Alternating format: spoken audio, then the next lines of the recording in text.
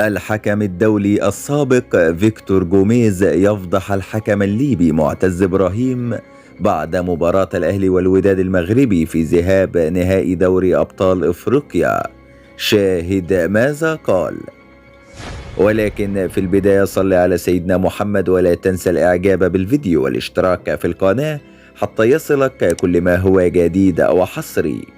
فيكتور جوميز الحكم الدولي السابق يدلي بتصريحات مثيرة جدا نقلتها الإذاعة الجنوب إفريقية منذ قليل، كشف فيها المخطط الخبيث ضد النادي الأهلي من الاتحاد الإفريقي. قال فيكتور جوميز: شاهدت بالطبع منذ قليل مباراة الأهلي المصري والوداد المغربي في ذهاب النهائي الإفريقي.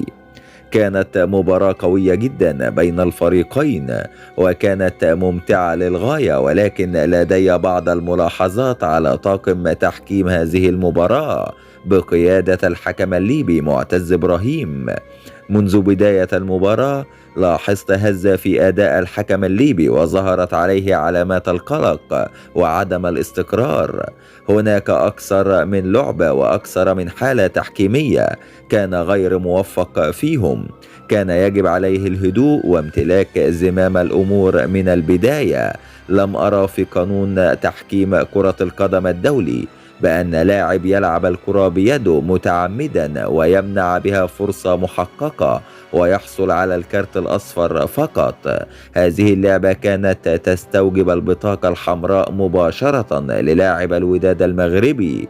وهناك حالة أخرى أثارت الجدل وهي ركلة جزاء للأهلي للاعب رقم 14. أعتقد أن كان هناك تلامس من مدافع الوداد.